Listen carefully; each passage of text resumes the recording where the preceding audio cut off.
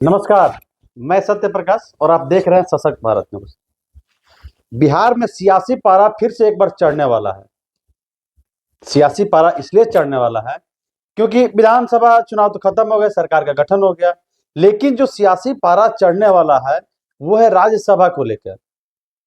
क्योंकि बिहार से 5 राज्यसभा सांसदों का कार्यकाल अगले साल 6 अप्रैल को खत्म हो रहा है, लेकिन उससे पहले मार्च में ही राज्यसभा चुनाव संपन्न करा लेना है।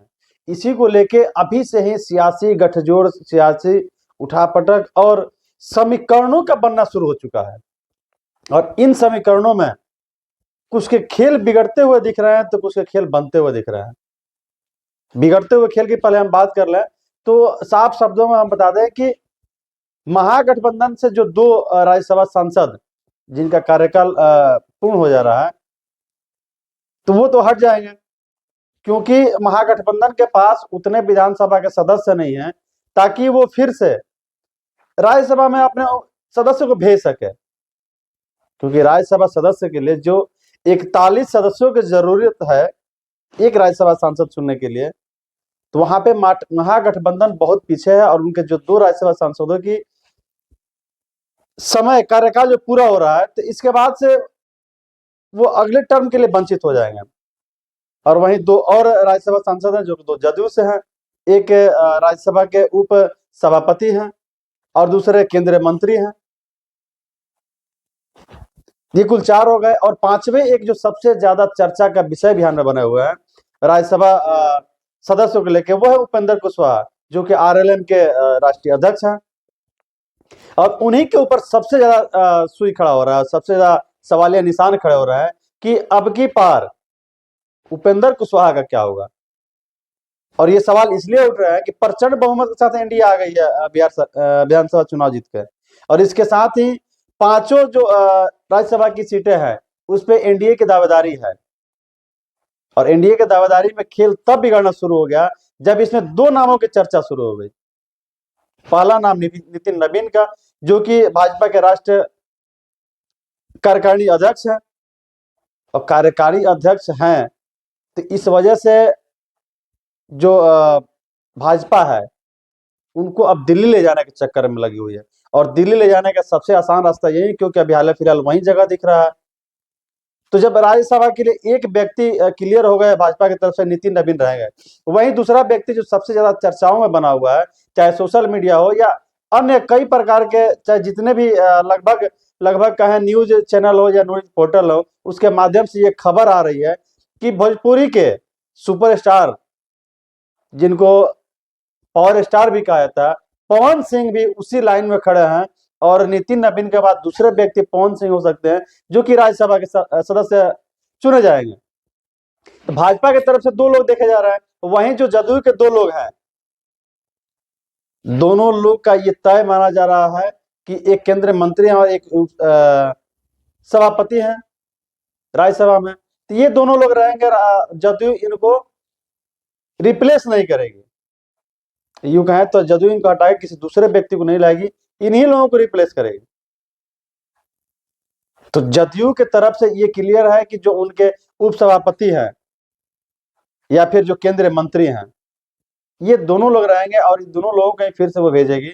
और वहीं दूसरी तरफ भाजपा कोटे से नितिन नवीन और पवन सिंह चर्चाओं में बने हुए हैं। 4 लोग एडजस्ट हो गए। और जो 5वां सीट बचा हुआ है वो लोकसभा चुनाव के समय, ऐसा कहा जा रहा है, इसी चर्चाओं का विषय बना हुआ है कि लोकसभा चुनाव के समय जब टिकट बंटवारे की बात चल रही थी तो उस समय ये लोजपा से तय हुआ था कि आपको बिहार में एक राज्यसभा की सीट दी जाएगी। और संजोग भी उनके पक्ष में है, क्योंकि अभी 19 विधायक जीत के आए हुए हैं चिराग पासवान के। तो चिराग पासवान इस चक्कर में लगे हुए हैं कि उनको जो बातें कही गई थी लोकसभा के समय में, वो बातों पर एनडीए खरा उतरे और उनको भी एक सीट दे। और वो इसलिए सीट मांग रहे हैं क्योंकि उनकी ये विचार है कि उनकी माता रीना पासवान भी राज्यसभा पहुंचे। कुल मिलाकर अगर एक सब सबसे पहले हम आपको बता दें कि जो राजनीति है अभी फिलहाल वो परिवार में ही सिमट के रह गया। क्योंकि एक तरफ उपेंद्र कुशवाहा को देख लीजिए, खुद राज्यसभा के सदस्य हैं, पत्नी विधायक बन गई और पुत्र जो कि बिना किसी सदन सदस्य होते हुए भी मंत्री बने हुए हैं।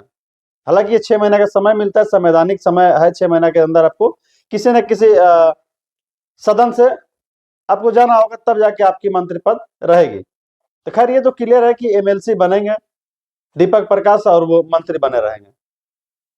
और वही चिराग पासवान को देख लीजिए, खुद सांसद हैं, बहनोई सांसद हैं, और माँ के चक्कर में लगे हुए हैं कि माता जी को भी राज्यसभा से लेके चला जाए। तो एक तरफ जहां चिराग पासवान अडिग हैं एक सीट के लिए, वहीं दूसरी तरफ जदयू कहीं कंप्रोमाइज करने को तैयार नहीं। जदयू जहां है वहां तैयार है कि जो हमारे सदस्य हैं वही रहेंगे, हम उसमें कहीं कुछ उलटफेर करने नहीं जा रहे हैं। वहीं तीसरा जो सबसे बड़ा सवाल बना हुआ है भाजपा की तरफ से कि अगर पवन सिंह नितिन नवीन जाते हैं तो उपेंद्र कुशवाहा का क्या होगा। तो उपेंद्र कुशवाहा मझधार में फंसे हुए हैं, और ये साफ दिख रहा है कि उपेंद्र कुशवाहा का कहीं ना कहीं टिकट कटते हुए नजर आ रहा है और राज्यसभा जाने से वंचित हो जाएंगे। क्योंकि ऐसी भी चर्चाएं हैं राजनीतिक गलियारों में, ऐसा कहा जा रहा है कि अगर भाजपा उपेंद्र कुशवाहा को भेजती है तो भाजपा ही सबसे ज्यादा प्रहार करती है परिवारवाद पे। तो फिर भाजपा जब परिवारवाद पे प्रहार करती है तो क्यों एक ही परिवार पर इतने मेहरबान है कि पिता, पुत्र और पत्नी 3-3 लोग मेंबर बने हुए हैं। अगर ऐसी बात है तो फिर परिवारवाद से जो ये लोग राजनीतिक मुद्दा बनाते हैं, तो परिवारवाद सबसे इनको दूर होना पड़ेगा, फिर राजनीति करना होगा।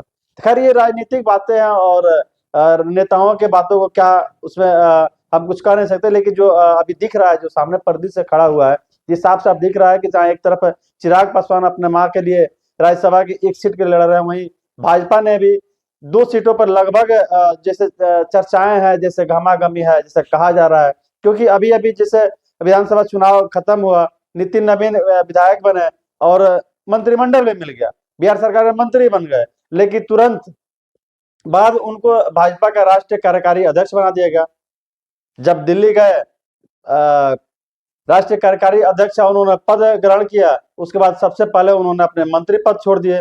और जब मंत्री पद छोड़ दिए तब से ये कयास लगाने शुरू हो गए कि अब नितिन नवीन बिहार की राजनीति ना करके अब दिल्ली की राजनीति करेंगे, अब राष्ट्र की राजनीति करेंगे, और ये भी तय हो गया कि अभी राज्यसभा जाएंगे।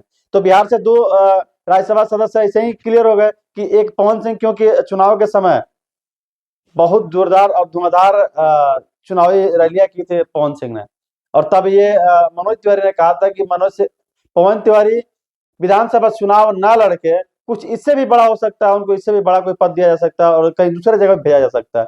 तो वहीं भेजने की जगह से चर्चाओं का माहौल गर्म है, हर जगह सोशल मीडिया हो या और भी न्यूज प्लेटफॉर्म में सब जगह कहा जा रहा है कि पवन सिंह राज्यसभा चुनाव लड़ सकते हैं और राज्यसभा जा सकते हैं। तो इस हिसाब से अगर देखा जाए तो जदयू सेट है, राजद सेट, भाजपा सेट है। वहीं एक तरफ रीना पासवान को लेकर चिराग पासवान भी कहीं ना कहीं आश्वस्त दिख रहे हैं, वहीं दूसरी तरफ बेचैनियां बढ़ी हुई उपेंद्र कुशवाहा को, क्योंकि साफ साफ ये नजर आ रहा है कि उपेंद्र कुशवाहा कहीं राज्यसभा के लिए दिख नहीं रहे हैं। और बेटे को मंत्री बिहार विधानसभा चुनाव के बाद बिहार मंत्रिमंडल में लाने के बाद सबसे ज्यादा चर्चा में बने हुए हैं। इन्हीं चर्चा को भुलाने के लिए और इसी चर्चाओं से दूर होने के लिए भाजपा इनको राज्यसभा जाने से रोक सकती है।